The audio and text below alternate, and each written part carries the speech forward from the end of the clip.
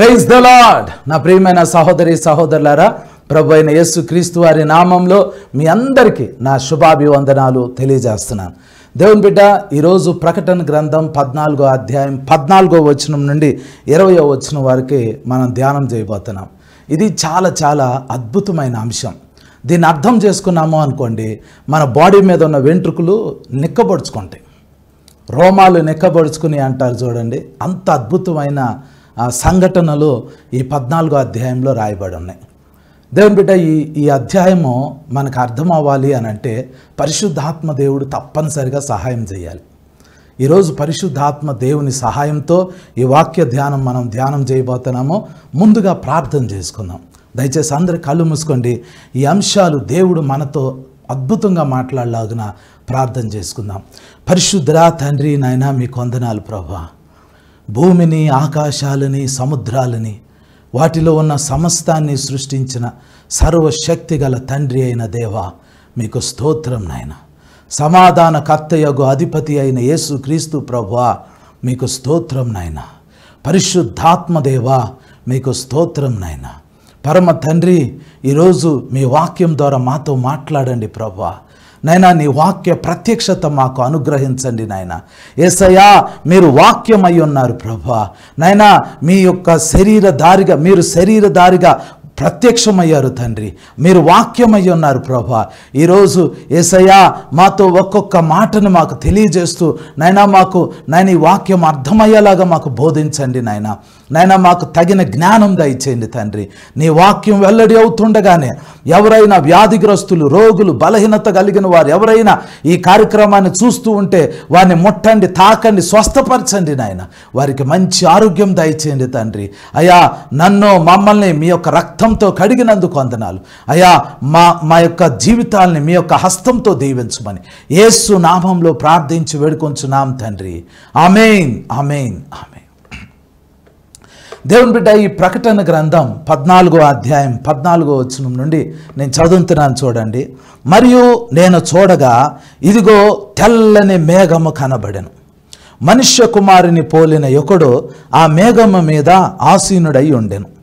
ఆయన శిరస్సు మీద సువర్ణ కిరీటమును, చేతిలో వాడిగల కొడవలియు ఉండెను. అప్పుడు మరి ఒక దూత దేవాలయంలో నుండి వెడలి వచ్చి, భూమి పైరు పండి ఉన్నది, కోతకాలము వచ్చినది, నీ కొడవలి పెట్టి కోయమని గొప్ప స్వరముతో ఆ మేఘము మీద ఆసీనుడై ఉన్న వానితో చెప్పెను. మేఘము మీద ఆసీనుడై ఉన్నవాడు తన కొడవలి భూమి మీద వేయగా భూమి పైరు కోయబడెను. ఇంకొక దూత పరలోకమానందున్న ఆలయంలో నుండి వెడలి వచ్చెను. ఇతని యొద్దను వాడిగల కొడవలి ఉండెను. మరి ఒక దూత బలిపీఠం నుండి వెడలి వచ్చెను. ఇతడు అగ్ని మీద అధికారము నొందినవాడు. ఇతడు వాడి అయిన కొడవలి గలవానిని గొప్ప స్వరముతో పిలిచి, భూమి మీద ఉన్న ద్రాక్ష పండ్లు పరిపక్వమైనవి, వాడి అయిన నీ కొడవలి పెట్టి దాని గెలలో కోయమని చెప్పాను.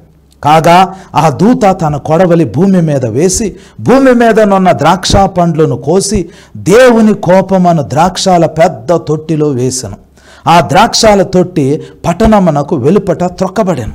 100 కోసుల దూరము గుర్రముల కళ్ళము మట్టుకు ద్రాక్షాల తొట్టిలో నుండి రక్తము ప్రవహించెను.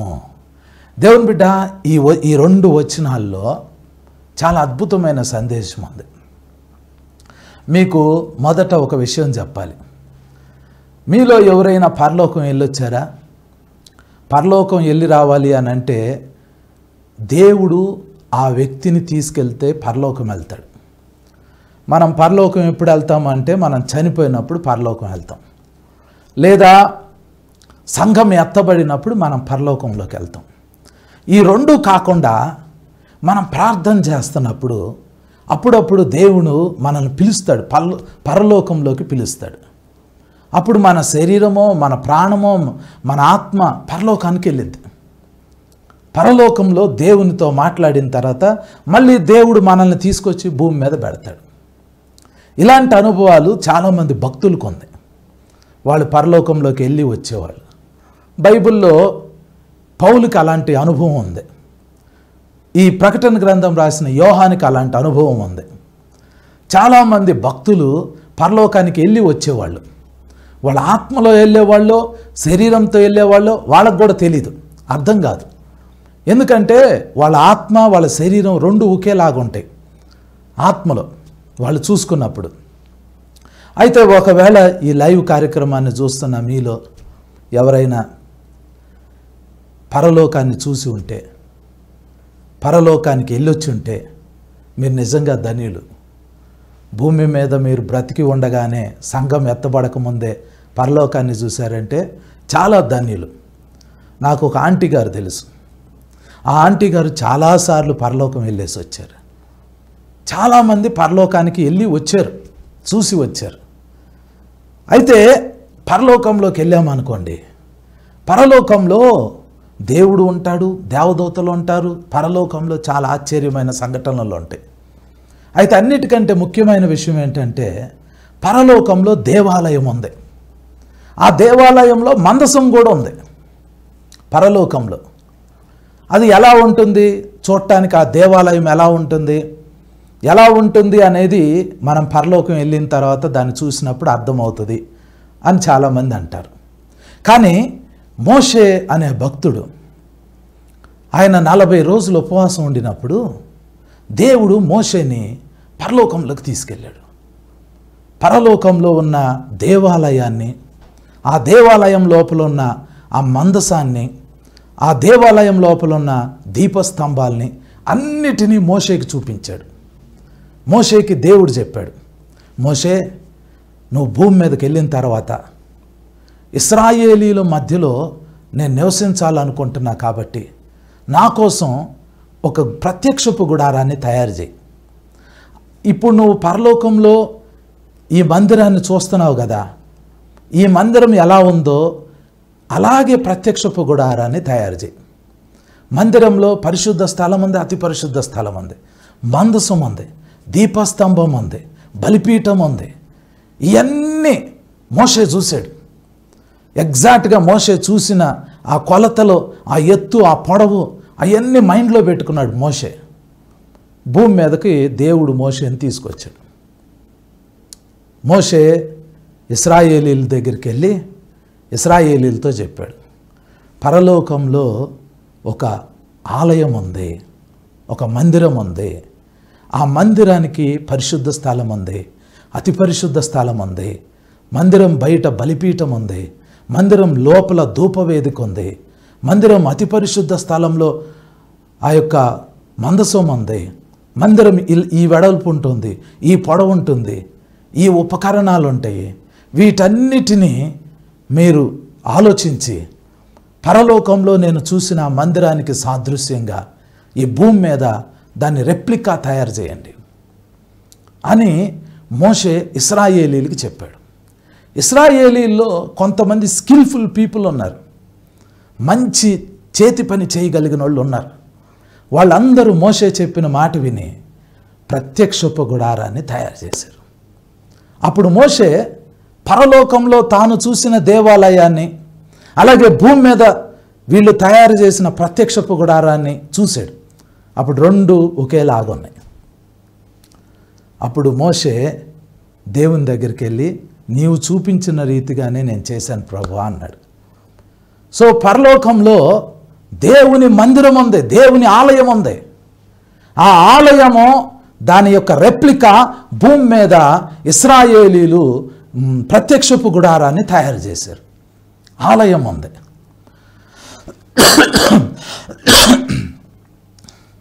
ఆ ఆలయంలో ఆ మందసం మీద దేవుడు కూర్చొని ఉంటాడు. ఇక్కడ భూమి మీద వీళ్ళు మందసాన్ని తయారు చేశారు. అయితే ఇప్పుడు ఆ ఆలయంలో ఏ ఆరాధన జరుగుతుందో ఆ ఆరాధన క్రమము ఇశ్రాయేలీలు భూమి మీద చేయటానికి ప్రయత్నం చేశారు. అలాగే జరిగింది. అయితే ఇప్పుడు ఆ ఆలయం దగ్గర నుంచి ఏం జరుగుతుందో ఆ విషయాలు, పరలోకంలో ఉన్న ఆలయంలో ఏం జరుగుతుందో ఆ విషయాలు ఈరోజు మనం ధ్యానం చేయబోతున్నాం. పరలోకంలో ఉన్న ఆలయంలో ఏం జరుగుతుందో ఆ విషయాన్ని మనం చూడబోతున్నాం. ఇప్పుడు మళ్ళీ చదువుతున్నాను చూడండి. ప్రకటన గ్రంథం 14వ అధ్యాయము 14వ వచనం. మరియు నేను చూడగా ఇదిగో తెల్లని మేఘము కనబడెను. మేఘం, మనుష్య కుమారుని పోలిన ఒకడు ఆ మేఘము మీద ఆసీనుడై ఉండెను. ఆయన శిరస్సు మీద సువర్ణ కిరీటమును, చేతిలో వాడిగల కొడవలియు ఉండెను అని రాయబడింది. అక్కడ సందర్భం ఏంటి అంటే, యోహాన్ ఆల్రెడీ పరలోకంలో ఉన్నాడు. పరలోకంలో ఎక్కడున్నాడు? ఆ పరలోకంలో ఉన్న దేవాలయానికి దగ్గరలోనే ఉన్నాడు. పరలోకంలో దేవాలయానికి దగ్గరలోనే యోహాను ఉన్నాడు. ఇప్పుడు యోహాను ఏమేమి చూస్తున్నాడంటే, ముందు ఒక తెల్లని మేఘం చూశాడు. మేఘం వలన ఉపయోగం ఏంటి? మేఘం అనేది పరలోకంలో ఉన్న వ్యక్తులు ఒక ప్లేస్ నుండి ఇంకో ప్లేస్కి వెళ్ళాలి అని అంటే మేఘాన్ని వెహికల్గా వాడతారు, ఒక వాహనంగా వాడతారు. యేసు ప్రభు ఈ భూమి మీద నుండి పరలోకానికి తీసుకెళ్ళింది ఒక మేఘం. యేసు ప్రభు పునరుద్ధానుడై పరలోకానికి వెళ్ళేటప్పుడు యేసు ప్రభు పాదాలు భూమి మీద నుంచి లెగిసి అలా ఆకాశంలోకి వెళ్తున్నప్పుడు ఎక్కడి నుంచి వచ్చిందో ఒక మేఘం వచ్చేసి యేసు ప్రభుని ఎక్కించుకుని ఆ మేఘము ఒక రెప్పపాటు కాలంలో పరలోకంలోకి తీసుకెళ్ళిపోయింది. ప్రకటన గ్రంథం 1వ అధ్యాయం 7వ వచనంలో ఏం రాయబడిందంటే, ఆయన మేఘారూఢుడై మళ్ళా రాబోతున్నాడు. యేసు ప్రభు రెండవసారి వచ్చేటప్పుడు మళ్ళీ మేఘమే ఆయన్ని తీసుకుని వచ్చింది. మేఘము అనేది ఒక వెహికల్ లాంటిది. మేఘము అనేది ట్రాన్స్పోర్టేషన్కి ఉపయోగిస్తారు పరలోకంలో. యోహాను పరలోకంలో ఆ దేవాలయం దగ్గర కూర్చుని చూస్తూ ఉంటుంటే ఫస్ట్ ఒక మేఘం కనపడింది. 14వ అధ్యాయం 14వ వచనం, మరియు నేను చూడగా ఇదిగో తెల్లని మేఘము కనబడెను. యోహాను ఫస్ట్ చూసింది ఏంటంటే ఒక మేఘం కనబడింది. ఆ మేఘం వస్తుంది. యోహాను ఎంత ధన్యుడు అని అంటే, ఈ యోహాను ఒలీవ కొండ మీద నుంచొని ఉన్నప్పుడు ఆ రోజు యేసు ప్రభు పునరుద్ధానుడై పరలోకానికి వెళ్ళే దినం. ఆ దినాన యేసు ప్రభుని యోహాను ఈ కళ్ళతో చూస్తూ ఉన్నాడు. దాదాపుగా 120 మంది ఒలీవ కొండ మీద నిలబడి యేసు ప్రభుతో మాట్లాడుతున్నారు. యోహాను ఆ 120 మందిలో ఒకడు ఆ ఒలీవ కొండ మీద నిలబడి ఉన్నాడు. యేసు ప్రభుని తన కళ్ళతో డైరెక్ట్గా చూస్తున్నాడు. యేసు ప్రభు వారితో మాట్లాడటం ముగించిన తర్వాత ఆ కొండ మీద నుంచి ఎత్తబడి అలా వెళ్తూ ఉంటుంటే యోహాను తన కళ్ళతో ఇలా చూస్తూ ఉన్నాడు యేసు ప్రభుని. ఆ యోహాను కళ్ళ ముందే ఒక మేఘం వచ్చింది. ఆ మేఘం యేసు ప్రభుని ఎక్కించుకుని అలా తీసుకుని వెళ్తూ ఉంటుంటే అది యోహాను చూశాడు. ఇప్పుడు అదే మేఘం ఇప్పుడు పరలోకంలో యోహాను చూస్తున్నాడు. సేమ్ అదే మేఘం. యోహాను అంటున్నాడు, మరియు నేను చూడగా ఇదిగో తెల్లని మేఘము కనబడెను. యేసు ప్రభుని పరలోకముకు తీసుకెళ్ళిన మేఘం ఆ మేఘం మొదట కనపడింది. తర్వాత ఏమంటున్నాడు, మనుష్య కుమారుని పోలిన ఒకడు ఆ మేఘము మీద ఆసీనుడై ఉండెను. ఆ మేఘము మీద మనుష్య కుమారుని పోలిన ఒకడు ఆసీనుడై ఉండెను. ఎవరైనా లూకా సువార్తలో మాటి మాటికి లూకా యేసు ప్రభుని ఏమని పిలిచాడంటే మనుష్య కుమారుడు. లూకా పదం తన సువార్తలో రాశాడు యేసు ప్రభు గురించి, మనుష్య కుమారుడు. పరలోకంలో మనుష్య కుమారుడు ఎవరు అనంటే మన ప్రభు అయిన యేసుక్రీస్తు. యోహాను ఎంత సంతోషించుంటాడండి.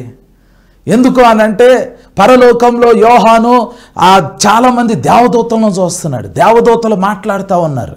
కానీ ఇప్పుడు ఈ 14వ అధ్యాయం 14వ వచనం వచ్చేసరికి యోహాను ఆ పరలోకంలో ఉన్న దేవాలయం దగ్గర ఉన్నాడు. ఆ పరలోకంలో ఉన్న దేవాలయం దగ్గరికి ఒక తెల్లని మేఘం వస్తుంది. ఆ మేఘం మీద మనుష్య కుమారుని పోలిన యువకుడు ఆసీనుడై ఉన్నాడు. ఆయన మన ప్రభు అయిన యేసుక్రీస్తు ప్రభువారు తెల్లని మేఘం మీద ఆ పరలోకంలో ఆ దేవాలయం దగ్గరికి వస్తున్నాడు. ఆయన తల మీద సువర్ణ కిరీటం ఉంది. అంటే యేసు ప్రభు అధికారం కలిగిన వ్యక్తి, రాజరికపు అధికారం కలిగిన వ్యక్తి. ఆయన తల మీద బంగారు కిరీటం ఉంది. భూమి మీద ఆయనకి ఇంకా పట్టాభిషేకం జరగల. యేసుక్రీస్తు ప్రభువారు భూమి మీద రాజులకు రాజుగా సింహాసనం మీద కూర్చుని రాజ్య పరిపాలన చెయ్యాలి. ఆ ప్రవచనం ఇంకా నెరవేరలా. యేసు ప్రభు ఈ భూమి మీద కేవలం 33.5 సంవత్సరాలు మాత్రమే శరీరధారిగా జీవించారు. ఆయన పుట్టిందే రాజు అవటానికి. గాబ్రియేలు దూత మరియతో చెప్పాడు. మనం క్రిస్మస్ సెలబ్రేషన్ చేసుకుంటున్నాం. ఈ వచనం ఎన్నోసార్లు మనం ధ్యానం చేశాం. లూకా సువార్త 1వ అధ్యాయంలో 32వ వచనంలో గాబ్రియేలు దూత మరియకి ప్రత్యక్షమై చెబుతాడు, మరియా, నువ్వు గర్భం ధరిస్తావు, నువ్వు కుమారుణ్ణి కంటావు. ఆ కుమారుడు సర్వోన్నతుని కుమారుడు అనబడతాడు. ఆయన గొప్పవాడని పిలువబడతాడు. ఆయన దావీదు సింహాసనం మీద కూర్చుంటాడు. యాకోబు వంశస్థుల్ని యుగ యుగాలు ఏలుతాడు. ఆయన రాజ్యానికి అంతముండదు. ఈ మాటలన్నీ గాబ్రియేలు దూత మరియతో చెప్పాడు. అసలు యేసు ప్రభు ఈ భూమి మీద పుట్టిందే రాజు అవటానికి, దావీదు సింహాసనం మీద కూర్చోటానికి. కానీ ఆయన రాజు అవ్వకముందే మనుషులు ఆయన్ని చంపేశారు. ఆయన తన ప్రాణం పెట్టేశాడు. కానీ 3వ రోజు పునరుద్ధానుడై పరలోకానికి వెళ్ళిపోయాడు. పరలోకంలో ఇప్పుడు యోహాను యేసు ప్రభువుని చూస్తే యేసు ప్రభు తల మీద సువర్ణ కిరీటం ఉంది. ఆఖరిసారి యేసు ప్రభుని యోహాను ఎప్పుడు చూశాడో తెలుసా? భూమి మీద, సిలువ మీద. యేసు ప్రభు సిలువలో వేలాడుతూ ఉన్నప్పుడు ఆ శిష్యులందరూ పారిపోయారు. ఒక యోహాను మాత్రమే ఆ సిలువ ఎదుట నిలబడి ఉన్నాడు. యోహాను మాత్రమే సిలువ ఎదుట నిలబడి ఉన్నాడు. ఆ యోహాను కన్నులెత్తి సిలువలో ఉన్న యేసు ప్రభుని చూసినప్పుడు యేసు ప్రభు తల మీద ముళ్ళ కిరీటం ఉంది. ఇప్పుడు యేసు ప్రభుని పరలోకంలో ఇదే యోహాను చూస్తున్నాడు. ఆయన్ని ఏ మేఘం అయితే భూమి మీద నుంచి పరలోకం తీసుకెళ్ళిందో అదే మేఘం మీద యేసు ప్రభు ఆసీనుడై ఉన్నాడు. ఆయన తల మీద సువర్ణ కిరీటం ఉంది. ఆయన రాజు. పరలోకంలో ఆయన రాజు, భూమి మీద ఆయన రాజులకు రాజు. ఆ తర్వాత ఏం రాయబడింది? ఆయన శిరస్సు మీద సువర్ణ కిరీటం ఉండెను, చేతిలో వాడిగల కొడవలియు ఉండెను. కొడవలి, సికిల్. కొడవలి కోత కోయటానికి వాడతారు. దేవుడు భూమి మీద పంట వేసాడు. 2 రకాల పంటలు వేసాడు. ఇప్పుడు ఈ ప్రకటన గ్రంథం 14వ అధ్యాయంలో 2 రకాల పంటల్ని దేవుడు కోసుకోబోతున్నాడు. దేవునికి ఇష్టమైన ఆక్యుపేషన్, వృత్తి ఏంటంటే వ్యవసాయం చేయటం. యేసు ప్రభు చెప్పారు యోహాను సువార్త 15వ అధ్యాయంలో, నా తండ్రి వ్యవసాయకుడు అని చెప్పారు. దేవునికి ఇష్టమైన పని ఏంటంటే వ్యవసాయం చేయటం. ఆయన భూమి మీద ఏదోనికి తూర్పు దిక్కున ఒక తోటను నాటాడు. ఎందుకంటే ఆయనకి వ్యవసాయం చేయటం అంటే ఇష్టం. యేసు ప్రభుకి ఏమి ఇష్టమో తెలుసా? గొర్రెలను మేపటం అంటే ఇష్టం. నేను మంచి గొర్రెల కాపర్ని అని చెప్పారు. తండ్రి అయిన దేవుడు వ్యవసాయం చేయటానికి ఇష్టపడతారు. యేసుక్రీస్తు ప్రభువారు గొర్రెలకు కాపరిగా ఉండటానికి ఇష్టపడతారు. అయితే ఇప్పుడు భూమి మీద తండ్రి అయిన దేవుడు 2 రకాల పంటలు వేశాడు. ఒకటి గోధుమ పంట, రెండోది ద్రాక్ష తోట. గోధుమ పంట ఒకటి వేశారు, ద్రాక్ష తోట ఒకటి వేశారు. ఇప్పుడు పరలోకంలో ఉన్న దేవదూత మాట్లాడుతున్నారు. వాళ్ళు ఏమంటున్నారంటే, భూమి మీద ఉన్న ఈ గోధుమ పంట గురించి, భూమి మీద ఉన్న ఈ ద్రాక్ష తోట గురించి మాట్లాడుతున్నారు. యేసు ప్రభువు మేఘం మీద ఆసీనుడై ఉన్నాడు. తల మీద సువర్ణ కిరీటం ఉంది. ఆయన చేతిలో కొడవల ఉంది. ఇప్పుడు యేసు ప్రభు ఏ పంటను కొయ్యబోతున్నారు? గోధుమ పంటను కొయ్యబోతున్నారా, లేదా ద్రాక్ష తోటని కొయ్యబోతున్నారా? పంట చేతికి వస్తే ఎవరికైనా సంతోషమే. కానీ ఇక్కడ 2 పంటలు దేవుడు కొయ్యబోతున్నాడు. మొదటిది, రెండవది, ఈ రెండిటి గురించి మీరు అర్థం చేసుకోవాలి. ఇప్పుడు దేవుడు కోత కొయ్యబోతున్నాడు. కోత కాలం వచ్చేసింది. ఏంటా కోత? మొదటిది గోధుమ పంట, రెండవది ద్రాక్ష తోట. ఈ రెండిట్లో మొదటిది గోధుమ పంటని దేవుడు కొయ్యబోతున్నాడు. బాప్తిస్మం ఇచ్చు యోహాను ఆయన దగ్గరికి బాప్తిసం తీసుకోవటానికి వచ్చిన వాళ్ళందరికీ పెద్దగా వాక్యం చెప్పాడు. ఆయన వాక్యంలో పదే పదే ఒక మాటను పలికేవాడు. మత్తయి సువార్త 3వ అధ్యాయం 12వ వచనంలో ఆయన చేట ఆయన చేతిలో ఉన్నది. ఆయన తన కళ్ళమును బాగుగా శుభ్రం చేసి గోధుమలను తన కొట్టులో పోసి ఆరని అగ్నితో ఆ పొట్టును కాల్చివేయను అని రాయబడింది. గోధుమలనేమో తన కొట్టులో పోసుకుంటారంట, పొట్టునేమో ఆరని అగ్నితో కాల్చేస్తారు. ఇప్పుడు ఆ కాలం వచ్చేసింది. ఈ ప్రకటన గ్రంథం 14వ అధ్యాయము 14 నుంచి 16 వరకే గోధుమ పొలము పంటకొచ్చింది. ఇప్పుడు కోయబోతున్నాడు. ఆ రోజు ఏం జరిగిద్ది ఆ విషయాన్ని ఇంకోసారి నేను చదువుతాను చూడండి. 15వ వచనం, ప్రకటన గ్రంథం 14వ అధ్యాయము 15వ వచనం. అప్పుడు మరి ఒక దూత దేవాలయంలో నుండి వెడలి వచ్చి, భూమి పైరు పండి ఉన్నది, కోతకాలము వచ్చినది, నీ కొడవలి పెట్టి కోయమని గొప్ప స్వరముతో ఆ మేఘము మీద ఆసీనుడై ఉన్న వానితో చెప్పెను. మేఘము మీద ఆసీనుడై ఉన్నవాడు తన కొడవలి భూమి మీద వేయగా భూమి పైరు కోయబడెను. ఇదంతా ఎక్కడ జరుగుతుంది? పరలోకంలో జరుగుతుంది. పరలోకంలో ఎక్కడ జరుగుతుంది? పరలోకం అనేది చాలా పెద్ద స్థలం. ఆ పరలోకంలో ఒక దేవాలయం ఉంది. ఆ దేవాలయం దగ్గర ఈ సంఘటనలన్నీ జరుగుతున్నాయి. యోహాను ఆ దేవాలయం దగ్గరే నిలబడి ఉన్నాడు. ఒక మేఘము ఆ దేవాలయం దగ్గరికి వచ్చింది. ఆ మేఘం మీద యేసు ప్రభు ఆసీనుడై ఉన్నాడు. ఆయన తల మీద సువర్ణ కిరీటం ఉంది, ఆయన చేతిలో కొడవలు ఉంది.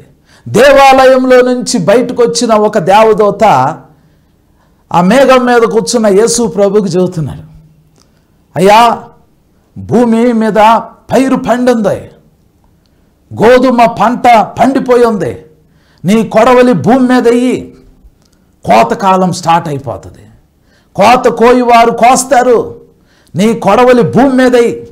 వెంటనే యేసు ప్రభు ఆ మేఘం మీద నుంచి ఆ దేవాలయం దగ్గర నుండి తన చేతిలో ఉన్న కొడవలని భూమి మీదకి ఇలా వదిలేరు. ఆ కొడవలి భమ్ అని భూమి మీద పడింది. ఇప్పుడు భూమి మీద కోత స్టార్ట్ అయింది. ఏ కోత? గోధుమ పంట కోయబడుతుంది. గోధుమ పంట కోయబడింది. ఇది ఒక ప్రవచనం. ఇది ఎప్పుడు నెరవేరిద్ది? దీనికి సంబంధించిన వివరణ బైబిల్లో మనకు ఎక్కడుంది? మనకి బైబిల్లో మత్తయి సువార్త 13వ అధ్యాయంలో దీనికి సంబంధించిన వివరణ రాయబడి ఉంది. నేను చదువుతాను చూడండి. మత్తయి సువార్త 13వ అధ్యాయంలో ఈ వివరణ అంతా రాయబడింది. మత్తయి సువార్త 13వ అధ్యాయము 24వ వచనం నుండి నేను చదువుతున్నాను. ఆయన మరి ఒక ఉపమానము వారితో చెప్పాను. ఏమనగా, పరలోక రాజ్యము తన పొలంలో మంచి విత్తనం విత్తిన ఒక మనుష్యుని పోలి ఉన్నది. మనుష్యులు నిద్రించుచుండగా అతని శత్రువు వచ్చి గోధుమల మధ్యను గురుగులు విత్తిపోయాను. మొలకలు పెరిగి గింజ పట్టినప్పుడు గురుగులు కూడా అగపడెను. అప్పుడు ఇంటి యజమానుని దాసులు అతని యొద్దకు వచ్చి, అయ్యా నీవు నీ పొలములో మంచి విత్తనం విత్తితివి కదా, అందులో గురుగులెక్కడ నుండి వచ్చినవని అడిగిరి. ఇది శత్రువు చేసిన పని అని అతడు వారితో చెప్పగా, ఆ దాసులు, మేము వెళ్ళి వాటిని పెరికి కూర్చుట నీకిష్టమా అని అతనిని అడిగిరి. అందుకు అతడు, వద్దు, గురుగులను పెరుకుచుండగా వాటితో కూడా ఒకవేళ గోధుమలను పెళ్ళగింతురు, కోతకాలము వరకు రెంటిని కలిసి ఎదగనీయుడి. కోతకాలమందు గురుగులను ముందుగా కూర్చి వాటిని కాల్చివేయుటకు కట్టలు కట్టి గోధుమలను నా కొట్టులో చేర్చి పెట్టుడని కోతగాండ్రుతో చెప్పుదుననెను అని రాయబడింది. దేవుని బిడ్డ, ఈ ఉపమానం అర్థం అవ్వాలి. ఇది యేసు ప్రభు చెప్పారు. ఇది ప్రవచనం, ఇది నెరవేరిద్ది. ఉపమానం ఏంటి అని అంటే, మిడిల్ ఈస్ట్లో వాళ్ళ శత్రువుల మీద పగ తీర్చుకోవటానికి వాళ్ళు పొలము పంటలో విత్తనాలు జల్లి వెళ్ళిపోతే రాత్రి టైంలో శత్రువులు వేరే విత్తనాలు తీసుకెళ్ళి పొలంలో జల్లేసేవాళ్ళు. అప్పుడు పంట నా లాస్ అయిపోయేది. ఈ గురుగులు ఏం చేస్తాయి అనంటే, ఎప్పుడైతే గోధుమ చేలో గోధుమల యొక్క విత్తనాలు జల్లేసి యజమాని వెళ్ళిపోయాడో, శత్రువు వచ్చి గురుగులు వాటిల్లో జల్లినప్పుడు గురుగులు ఏం చేస్తాయి అనంటే, గోధుమ గింజకి వెళ్ళాల్సిన బలమైన సారము ఈ గురుగులు పీక్కుంటాయి. గురుగులు కూడా ఎదుగుతాయి. గోధుమలు గురుగులు కలిసి ఒకే పొలంలో ఎదుగుతున్నప్పుడు గోధుమలు బలహీనపడతాయి. గోధుమలకి భూమిలో సారం కావాలి. ఆ సారాన్ని ఎక్కువగా గురుగులు తీసుకుంటాయి. ఇవి కలిసి ఎదిగేటప్పుడు రెండు మొక్కలు ఒకేలాగుంటాయి. కానీ అవి ఫలించినప్పుడు గోధుమ చెట్టేదో గురుగులు ఏంటో అప్పుడు అర్థమైంది. అయితే ఈ విత్తనాలు శత్రువు జల్లాడు. ఒక మనుష్యుడు తన పొలంలో మంచి విత్తనాలు జల్లి ఆ పంటను అనుభవిద్దామని అనుకునే లోపు శత్రువు గురుగులు చల్లెళ్ళటం ద్వారా యజమానికి నష్టం వచ్చింది. పనివాళ్ళు వెళ్ళి ఆ మొక్కలు ఎదుగుతున్నప్పుడు గురుగుల్ని గుర్తుపెట్టారు. ఆ పనివాళ్ళు యజమాని దగ్గరికి వెళ్ళి చెప్తారు, అయ్యా మీరు మంచి విత్తనాలు జల్లారు, కానీ గురుగులు కూడా మొలిసినాయి. అప్పుడు యజమానుడు ఐడెంటిఫై చేశాడు, ఇది నా పని కాదు, ఇది శత్రువు పని. పనివాళ్ళు అంటున్నారు, మరి మేము పొలంలోకి దిగుతాం, మెల్లిగా గురుగులన్నిటిని ఏరేస్తాము అని అన్నారు. యజమాని అంటాడు, లేదు మీరు పొలంలో దిగొద్దు. మీరు పొలంలో దిగి గురుగుల్ని పీకుతున్నప్పుడు ఒకవేళ గోధుమ మొక్కలను కూడా పీకేస్తారేమో, అందుకని మీరు పొలంలో దిగొద్దు, రెండిటిని ఎదగనియండి అని అంటున్నాడు. దేవుని బిడ్డ, దీని అర్థం ఏంటో తెలుసా? ఆ పని వాళ్ళు, కోత కోసేవాళ్ళు దేవదూతలు, పొలము భూమి, విత్తనాలు. ఈ అర్థాలన్నీ మనకి 37 నుంచి రాయబడి ఉన్నాయి. మత్తయి సువార్త 13వ అధ్యాయము 36 నుంచి చదువుతున్నాను చూడండి. అప్పుడు ఆయన జన సమూహములను పంపివేసి ఇంటిలోనికి వెళ్ళగా ఆయన శిష్యులు ఆయన యొద్దకు వచ్చి, పొలములోని గురుగులను గూర్చిన ఉపమాన భావము మాకు తెలియజెప్పమనిరి. అందుకు ఆయన ఇట్లా, నేను మంచి విత్తనము విత్తువాడు మనుష్య కుమారుడు, పొలము లోకము, మంచి విత్తనములు రాజ్య సంబంధులు, గురుగులు దుష్టుని సంబంధులు. వాటిని విత్తిన శత్రువు అపవాది. కోత యుగ సమాప్తి. కోత కోయువారు దేవదూతలు. గురుగులు ఎలాగూ కోర్చబడి అగ్నిలో కాల్చివేయబడునో అలాగే యుగ సమాప్తి అందు జరుగును. మనుష్య కుమారుడు తన దూతలను పంపును, వారాయన రాజ్యంలో నుండి ఆటంకములకు సకలమైన వాటిని దుర్నీతి పరులను సమకూర్చి అగ్నిగుండంలో పడవేయుదురు. అక్కడ ఏడ్పును పండ్లు కొరుకుటయును ఉండును. అప్పుడు నీతిమంతులు తమ తండ్రి రాజ్యంలో సూర్యుని వలె తేజరిల్లుదురు. చెవులు గలవాడు వినుగాక. దేవుడు ఆ ఉపమానం యొక్క భావాన్ని చాలా చక్కగా మనకు రాయించారు. పొలము అంటే ఈ భూమి, ఈ లోకం. ఈ లోకంలో దేవుడు రాజ్య సంబంధులను పెట్టాడు. సాతాను వచ్చి దుష్టుని సంబంధులు ఉన్నారు. మీకు బాగా అర్థం కావాలి అని అంటే, మనమున్న స్థలంలోనే సాతానుడు కొంతమంది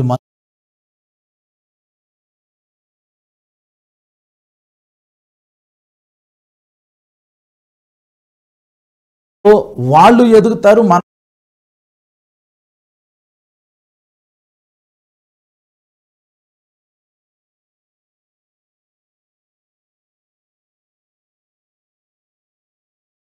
నువ్వు భూమి మీద రాజ్య సంబంధులను పెట్టావు,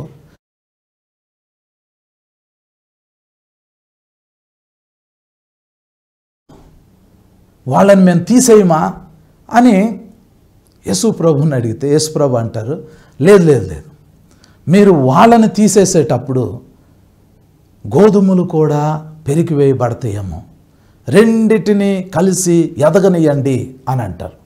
మీరు కోపం తెచ్చుకోవద్దు, ఒక చిన్న ఉపమానం చెప్తాను.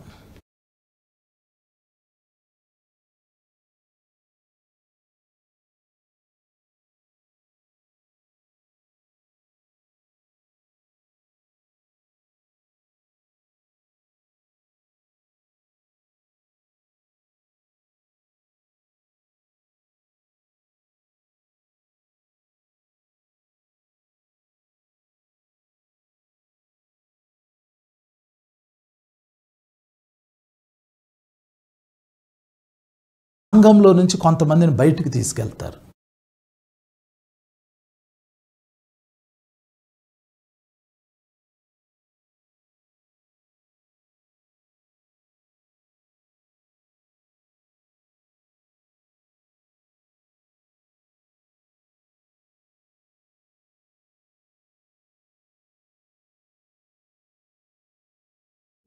దేవుడు అంటాడు, లేదు లేదు, ఆ తప్పు బోధ చేసే వాళ్ళని చంపేటప్పుడు వాళ్ళ పక్కనే రాజ్య సంబంధులు కూడా నిలిచి ఉంటారు, వాళ్ళని కూడా చంపేస్తారు మీరు, కాబట్టి అలా చేయొద్దు అని అన్నారు. ఒకవేళ ఆ రోజు దేవుడు పర్మిషన్ ఇస్తే చాలామంది దేవుని బిడ్డలు చనిపోవటానికి అవకాశం ఉండింది. దేవదూతలు వచ్చారు అని అంటే వాళ్ళు దుష్టుణ్ణి చంపేటప్పుడు మంచి వాడిని కూడా చంపడానికి అవకాశం ఉంది. అందుకని దేవుడు అన్నాడు, ఇప్పుడు కాదు మీరు చంపేది, మీరు ఆ గురుగుల్ని తీసేసేది ఇప్పుడు కాదు, యుగ సమాప్తి వరకు ఆగండి, కోతకాలం వరకు ఆగండి. కోతకాలం రోజు మీరేం చేస్తారంటే మొదట గోధుమల్ని తీసి నా కొట్టులో వేయండి, తర్వాత గురుగుల్ని తీసుకెళ్ళి అగ్నిలో వేయండి అని దేవుడు చెప్పాడు. సో పరలోకంలో ఉన్న దేవదూతలు ఎదురు చూస్తున్నారు, వాళ్ళు మనల్ని అందరినీ చూస్తున్నారు. మనం దేవుని బిడ్డలమే, దుష్టుని బిడ్డలు కొంతమంది ఉన్నారు, వాళ్ళు దుష్టత్వాన్ని చేస్తూ ఉన్నారు. దేవదూతలు చూస్తున్నారు, భరిస్తున్నారు, వాళ్ళు ఏం అంటలేదు. వాళ్ళ కోపం వస్తుంది, ఎందుకంటే వాళ్ళే పని వాళ్ళు. ఈ లోకం పొలము, మనం రాజ్య సంబంధులం. మనల్ని పాడు చేస్తున్నప్పుడు, మనల్ని ఎదగనీయకుండా చేస్తున్నప్పుడు, మనం తినాల్సిన ఫలము మనం తినకుండా దుష్టుడు తనకు సంబంధించిన వాళ్ళని మన పక్కన పెట్టి మనల్ని నాశనం చేస్తున్నప్పుడు దేవదూతలకి కోపం వస్తూ ఉంది. దేవుడు ఆపుతున్నాడు. ఇప్పుడు యుగ సమాప్తి వచ్చే సమయానికి కోతకాలం వచ్చేసింది. ఇప్పుడు కోతకాలం అప్పుడు ఇప్పుడు ఏమవుతుంది అని అంటే యేసు ప్రభు పరలోకంలో నుండి తన కొడవలి భూమి మీదకి రిలీజ్ చేస్తాడు. ఎప్పుడైతే ఆ కొడవలి భూమి మీదకి రిలీజ్ అవుతుందో అప్పుడు దేవదూతలో వాళ్ళు ఫుల్ పవర్తో యాక్టివేట్ అవుతారు. ఆ రోజు మొదటిగా ఏం జరిగిద్దంటే సంఘం ఎత్తబడిద్ది. సంఘం ఎత్తబడటం అంటే భూమి మీద ఉన్న మంచి గోధుమలన్నీ భూమి మీద నుంచి లెగిసి కొట్టులో పోయబడతాయి, పరలోకపు కొట్టులోకి వెళ్ళిపోతాయి. మంచి గోధుమలు ఇక భూమి మీద ఉండవు. మంచి గోధుమలు భూమి మీద నుంచి ఎత్తబడి పరలోక రాజ్యంలో దేవుని సన్నిధిలో కొట్టులో పోయబడి భద్రంగా ఉంచబడతారు. మరి విడవబడిన వాళ్ళు పొట్టు, విడవబడిన వాళ్ళు పొట్టు. ఆ పొట్టుని బైబిల్ చెప్తుంది ఆరని అగ్నితో ఆ పొట్టుని కాల్చివేస్తారు. దేవుని బిడ్డ, 7 ఏళ్ల శ్రమల కాలం రాబోతుంది. 7 ఏళ్ల శ్రమల కాలంలో 666వ ముద్ర వచ్చింది. 666వ ముద్ర వేయించుకున్న వాళ్ళెల్లా గురుగులే. 666వ ముద్ర వేయించుకునే వాళ్ళందరూ గురుగులే, విడవబడే వాళ్ళందరూ గురుగులే. ఆకాశంలో కడబోర మోగిద్ది. కడబోర మోగిన వెంటనే సంఘం ఎత్తబడిద్ది. సంఘం ఎత్తబడేటప్పుడు మీరు నేను గమనించాల్సింది ఏంటంటే మనము మంచి గోధుమగా గనక ఉంటే ఎత్తబడే సంఘంలో మనం ఉంటాం. మంచి గోధుమ కాదు అనుకోండి, విడవబడతాం. విడవబడిన వ్యక్తి ఆరని అగ్నితో ఆ వ్యక్తి కాల్చబడతాడు.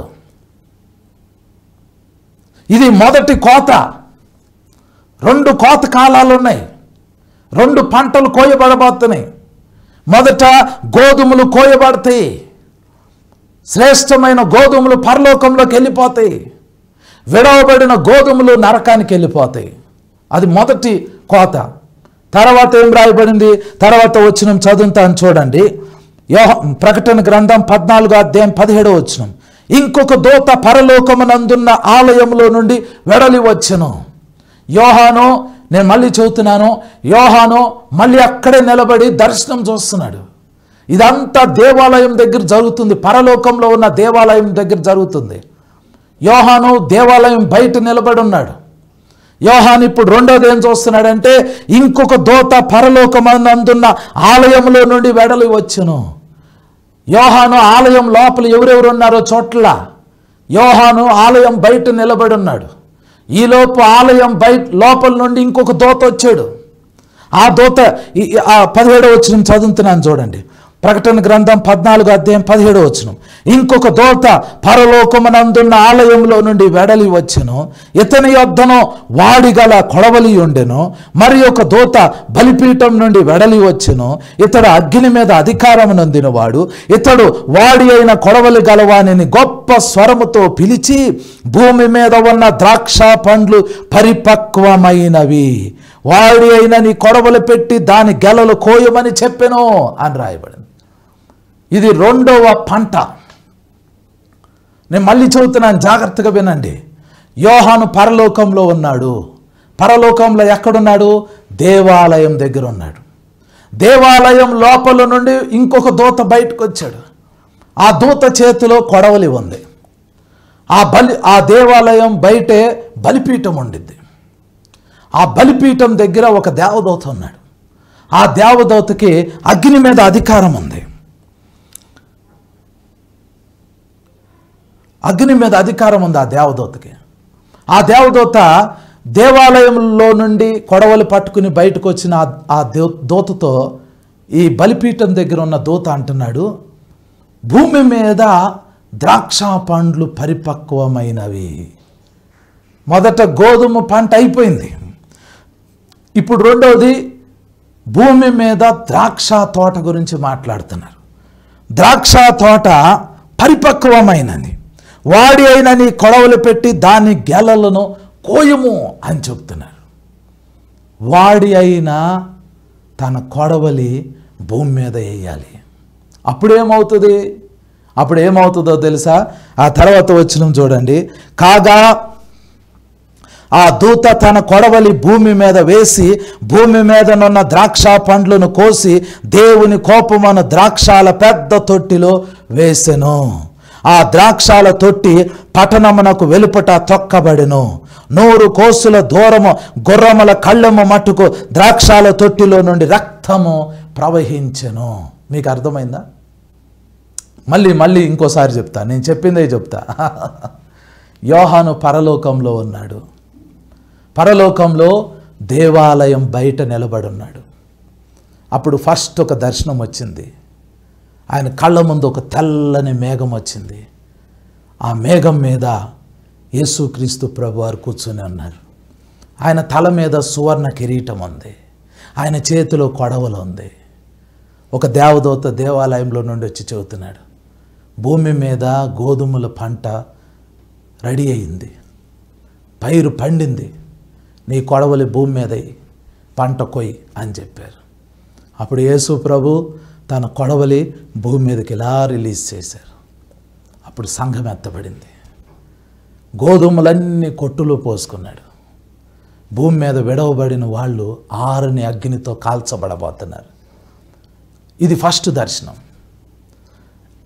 అది చూస్తూ ఉండగానే ఆ దేవాలయంలో నుండి ఇంకొక దూత వచ్చాడు. అతని చేతిలో కొడవలు ఉంది.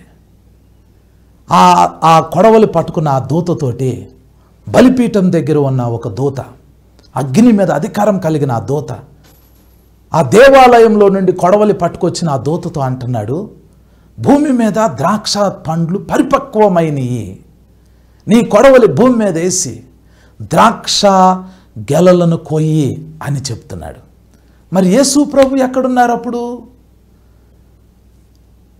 అప్పుడేం జరిగింది? ఆ దూత వాడి అయిన కొడవలిని భూమి మీద వేశాడు. అప్పుడు ఇక్కడ రాయబడింది, కాగా ఆ దూత తన కొడవలి భూమి మీద వేసి భూమి మీద ఉన్న ద్రాక్ష పండ్లు కోసి దేవుని కోపమను ద్రాక్షాల పెద్ద తొట్టిలో వేసాను. ద్రాక్షాల తొట్టిలో వేసేసాడు.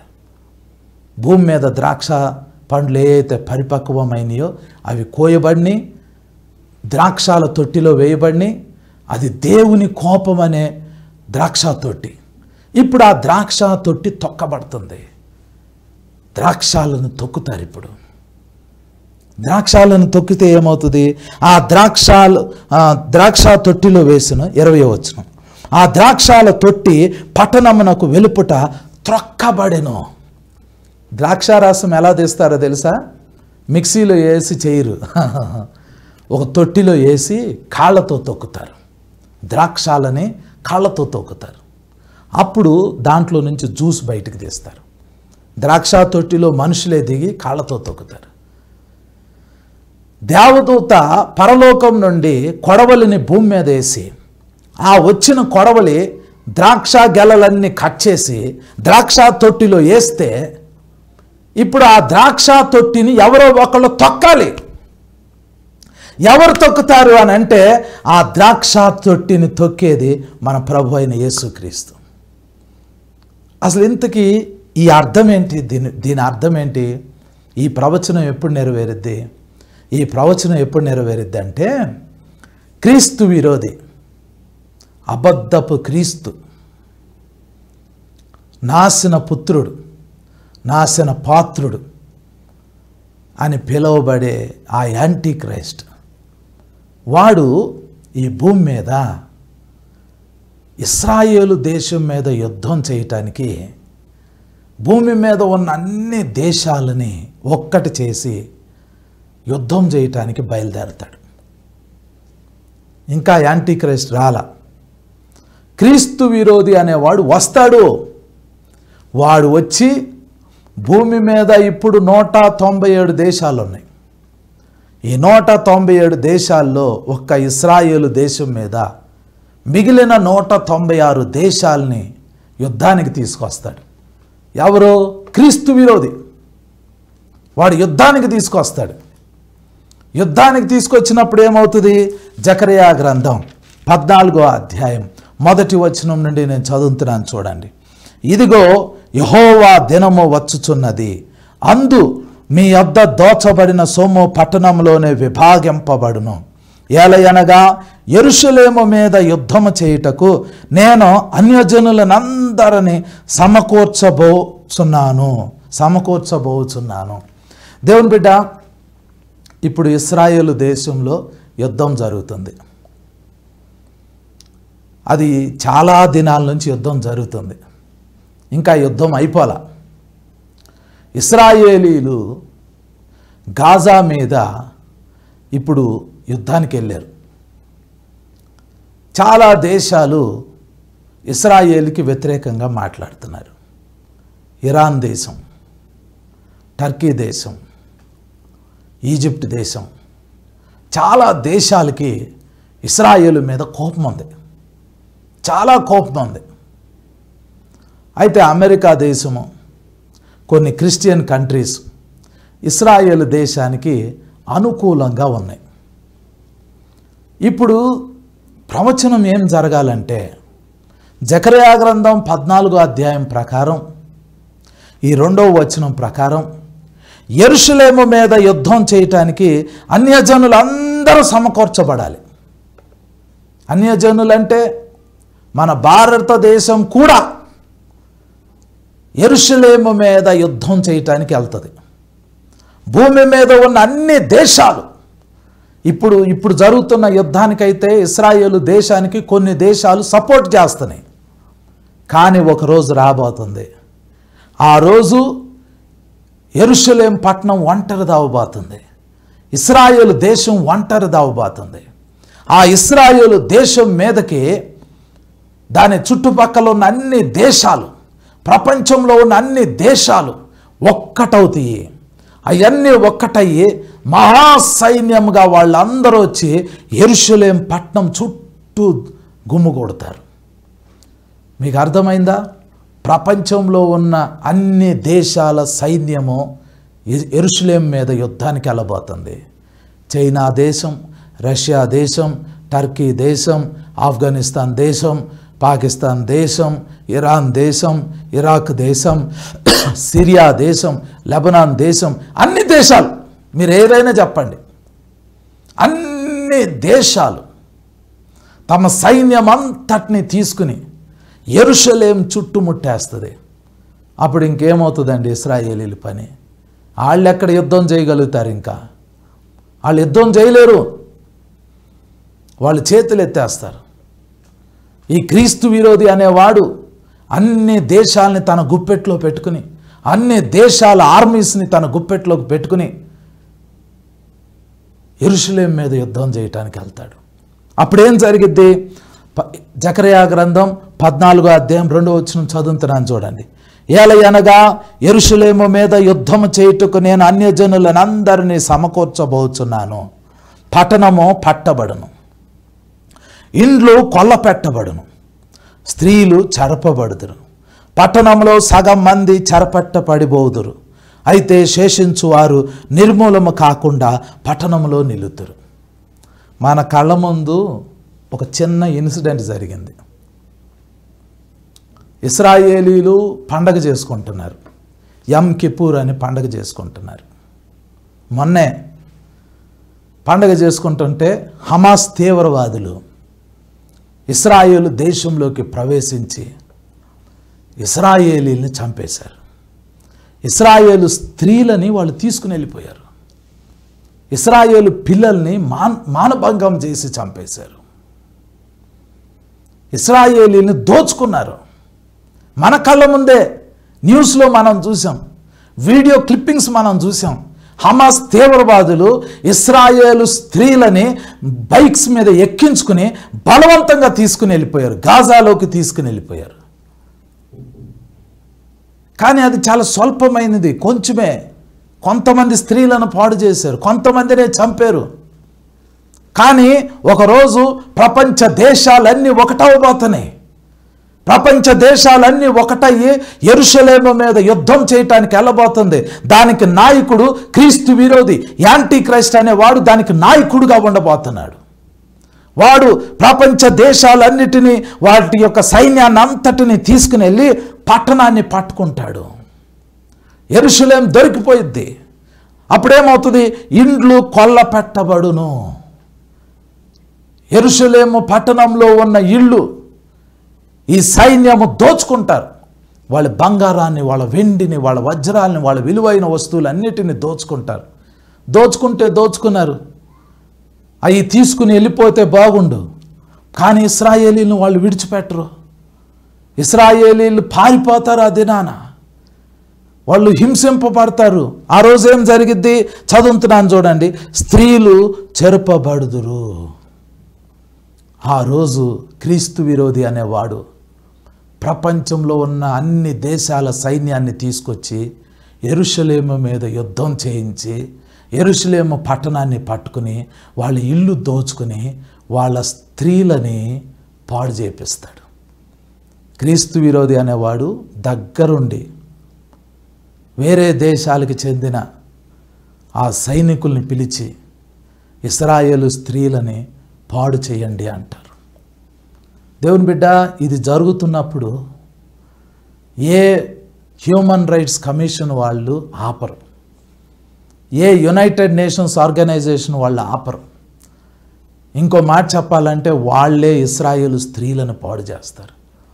ప్రపంచ దేశాలన్నీ ఆ వీడియోస్ అన్నీ టీవీల్లో చూస్తారు, న్యూస్లో వస్తాయి, అందరూ చూసి ఆనందపడతారు. కానీ ఏ ఒక్కరు దాన్ని ఆపరు.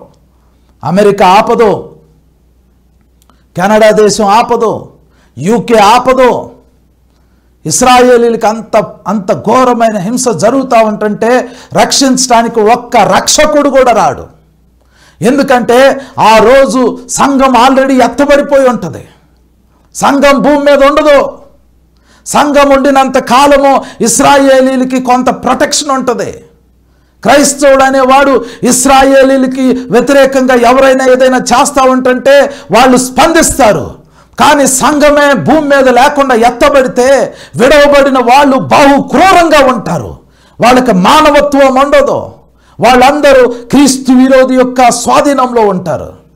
ఏ దేశం కూడా ఆ రోజు యెరూషలేము పట్టణాన్ని కాపాడటానికి రాదు. ఎందుకంటే భూమి మీద ఉన్న ప్రతి రాజ్యము క్రీస్తు విరోధి యొక్క స్వాధీనంలో ఉంటుంది. వాళ్ళు ఇశ్రాయేలు స్త్రీలని మానభంగం చేస్తూ ఉంటుంటే ఎవ్వరు కూడా స్పందించరు. పైగా ఆ చిత్రాలను చూసి ఆనందించడానికి ఇష్టపడతారు. కామాతురతతో ఉంటారు ఆ రోజు ప్రపంచం. ఎందుకంటే పరిశుద్ధులు అనేవాళ్ళు భూమి మీద ఉండరు. ఆ టైంలో పరిశుద్ధులు భూమి మీద నుంచి ఎత్తపడ్డారు. మొదట గోధుమ పంట కోయబడింది. గోధుమలు కొట్టులో పోయబడిని, గోధుమలు పరలోకంలోకి వెళ్ళిపోయినాయి. విరవబడింది పొట్టు ఆ రోజు ఆనందించిద్ది. క్రీస్తు విరోధి యొక్క సైన్యంగా మారిపోయింది ప్రపంచం. ఇశ్రాయేలీని చెరిపేస్తారు, స్త్రీలను చెరుపుతారు. తర్వాత చూడండి, పట్టణంలో సగం మంది చెరపట్టబడిపోవుదురు. ఇశ్రాయేలీల్లో చాలామందిని అరెస్ట్ చేసి జైల్లో పెడతారు, వాళ్ళని చిత్రహింసలు పెడతారు, భయంకరమైన చిత్రహింసలు పెడతారు. ఈరోజు ఇశ్రాయేలీలు క్రైస్తవుల్ని చాలా హీనంగా చూస్తున్నారు. కానీ ఆ క్రైస్తవులే ఇశ్రాయేలీల కొరకు ప్రార్థన చేస్తున్నారు, వాళ్ళ రక్షణ కొరకు ఎదురు చూస్తున్నారు.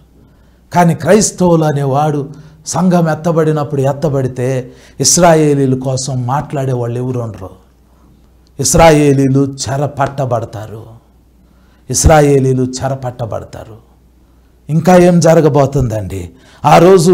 అయితే శేషించిన వారు నిర్మూలన కాకుండా పట్టణంలో నిలుతురు. శేషించిన వారు, మిగిలిపోయిన వారు పట్టణంలో నిలుతురు. యేసు ప్రభు ఒక ప్రవచనం చెప్పాడండి. నాశనకరమైన హేయ వస్తువు పరిశుద్ధ స్థలంలో పెట్టుట మీరు చూచినప్పుడు యోదయాలో ఉన్నవాడు కొండకు పారిపోవాలి అని చెప్పాడు. క్రీస్తు విరోధి అనేవాడు వాడు యెరూషలేములో ఉన్న దేవాలయంలో హేయమైన ఒకటి తీసుకొచ్చి పెట్టినప్పుడు, వాడే వచ్చి ఆ సింహాసనం మీద కూర్చున్నప్పుడు, ఇశ్రాయేలు పరిశుద్ధ దేవుని ఆలయంలో వాడి బొమ్మ పెట్టినప్పుడు, వాడి విగ్రహాన్ని ప్రతిష్ఠించినప్పుడు, వాడే స్వయంగా వెళ్ళి అతి పరిశుద్ధ స్థలంలో కూర్చుని నేనే దేవుణ్ణి అన్నప్పుడు ఇశ్రాయేలీలు పారిపోవాలి. ఆ రోజు మత్తయి సువార్త 24వ అధ్యాయం 15వ వచనంలో రాయబడింది, ఇశ్రాయేలీలు పారిపోవాలి. పారిపోతే, స్త్రీలు పారిపోతే, పురుషులు పారిపోతే అప్పుడు వాళ్ళ స్త్రీలు చెరపట్టబడరు, వాళ్ళ స్త్రీలు చెరపబడరు, వాళ్ళ పురుషులు జైళ్ళలోకి వెళ్ళరు.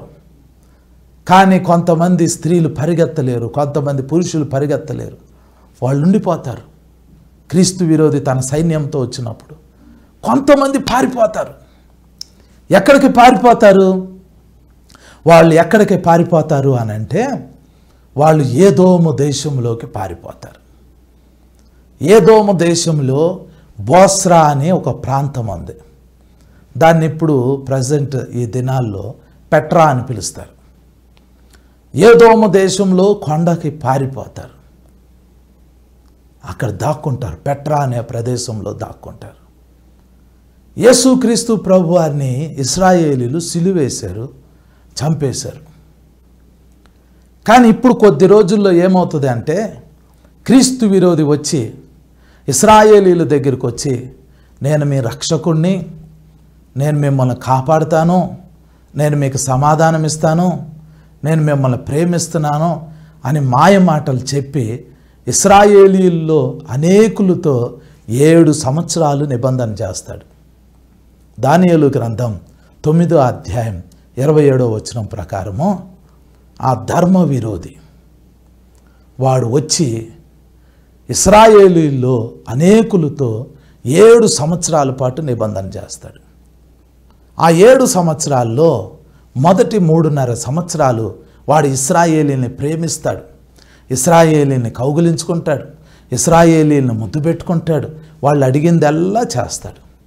ఎప్పుడైతే మొదటి 3.5 సంవత్సరాలు అయిపోయిద్దో ఆ టైంలో వాడి పొలిటికల్ పొజిషన్ బాగోదు, వాడికి పవర్ అంతా పోతున్నట్టు అనిపిస్తుంది. ఆ మొదటి 3.5 సంవత్సరాలు వాడు ఇశ్రాయేలీలతో నమ్మకంగా ఉండినట్టు నటించాడు. ఎప్పుడైతే మొదటి 3.5 సంవత్సరాలు అయిపోయిద్దో అప్పుడు వాడికి ఇశ్రాయేలీల మీద పగ వచ్చేసింది. వాడు ఇశ్రాయేలీని హింసించాలనుకుంటాడు. అందుకని ఇశ్రాయేలీలు కట్టుకున్న దేవుని ఆలయంలోకి ఈ క్రీస్తు విరోధి అనేవాడు డైరెక్ట్గా వెళ్ళిపోయి అతి పరిశుద్ధ స్థలంలో వాడి విగ్రహాన్ని పెట్టిస్తాడు. అతి పరిశుద్ధ స్థలంలో వాడే కూర్చుంటాడు. వాడంటాడు, నేనే దేవుణ్ణి, మీరు ఇన్ని రోజులు పరలోకంలో ఉన్న దేవునికి ఏ బలులైతే అర్పించారో అయ్యకి ఈ రోజు నుంచి అర్పించకూడదు, నన్ను దేవుడిగా ఆరాధించండి, నాకు బలులు అర్పించండి, నన్ను పంపిన సాతాన్ని మీ దేవుడిగా అంగీకరించండి. ఈ విధంగా వాడు దేవదూషణకరమైన మాటలు మాట్లాడతాడు. 7 సంవత్సరాలు నిబంధన చేసిన వాడు 7 సంవత్సరాలు కాకముందే 3.5 సంవత్సరాలు, అంటే ఆ మొదటి 3.5 సంవత్సరాలు, మొదటి అర్ధ భాగంలోనే వాడు తన రూపం అంతటిని చూపించేస్తాడు ఇశ్రాయేలీలకి. ఇశ్రాయేలీల భూమి మీద లేకుండా చెయ్యాలి అని అనుకుంటాడు వాడు. ఇశ్రాయేలీలు ఆ రోజు పారిపోతారండి. ఇశ్రాయేలీలు ఎవరి కోసం ఎదురు చూస్తున్నారంటే వాళ్ళకి పీస్ ఇచ్చే వ్యక్తి కోసం ఎదురు చూస్తున్నారు, వాళ్ళని కాపాడే వ్యక్తి కోసం ఎదురు చూస్తున్నారు. ఇశ్రాయేలీలు తెలుసుకోలేకపోతుంది ఏంటంటే వాళ్ళకి పీస్ ఇచ్చే వ్యక్తి 2000 సంవత్సరాల క్రితము ఈ భూమి మీద ఆయన మానవ శరీరంతో ఈ భూమి మీద జన్మించాడు. కన్య అయిన మరియ గర్భంలో జన్మించాడు. ఇప్పుడు క్రిస్మస్ దినాల్లో ఈ వాక్యము మాటి మాటికి పలకబడుతుంది. యెషయా గ్రంథం 9వ అధ్యాయం 6వ వచనంలో ఎంత అద్భుతమైన వాగ్దానం! ఆ వాగ్దానం నేను చదువుతున్నాను చూడండి. యెషయా గ్రంథము 9వ అధ్యాయము 6వ వచనము. ఏలయనగా మనకు శిశువు పుట్టెను, మనకు కుమారుడు అనుగ్రహింపబడెను, ఆయన భుజము మీద రాజ్యభారం ఉండును. 2000 సంవత్సరాల క్రితమే ఇశ్రాయేలు దేశంలో బెత్లెహేం అనే పట్టణంలో యేసు క్రీస్తు ప్రభువారు శిశువుగా జన్మించాడు. ఆయన పుట్టిన తర్వాత 33.5 సంవత్సరాలకి, ఆయన పుట్టిన తర్వాత ఆయన బాప్తిసం తీసుకున్న తర్వాత ఆయన మొదటిసారి సమాజ మందిరంలోకి వెళ్ళి ఆయన కొన్ని మాటలు చదివాడండి. యెషయా గ్రంథము 60వ అధ్యాయము 61వ అధ్యాయము మొదటి వచనం నుండి చదువుతున్నాను చూడండి.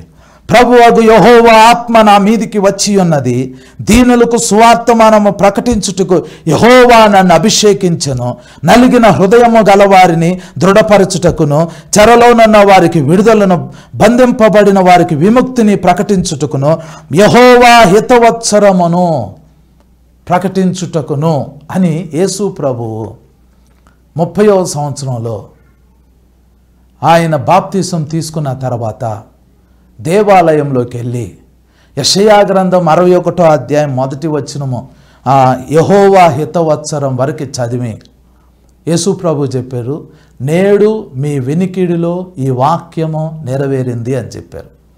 అది లూకా సువార్త 4వ అధ్యాయం 18వ వచనంలో ఉంటుంది. ఈ వాక్యం చదివి యెషయా గ్రంథం 61వ అధ్యాయం 1వ వచనము యొక్క వాక్యం చదివి యేసు ప్రభు చెప్పారు, నేడు మీ వినికిడిలో ఈ వాక్యము నెరవేరింది అని. ఏంటి ఆ వాక్యము? ఆ వాక్యంలో కొన్ని వాగ్దానాలు ఉన్నాయి. ఆ వాక్యం ఏం చెప్తుంది అని అంటే, అభిషిక్తుడు అంటే ఎవరి మీద అయితే దేవుని ఆత్మ ఉంటుందో ఆయన అభిషిక్తుడు, ఆయన మెస్సయ్య. మెస్సయ్య అంటే అభిషేకింపబడిన వ్యక్తి.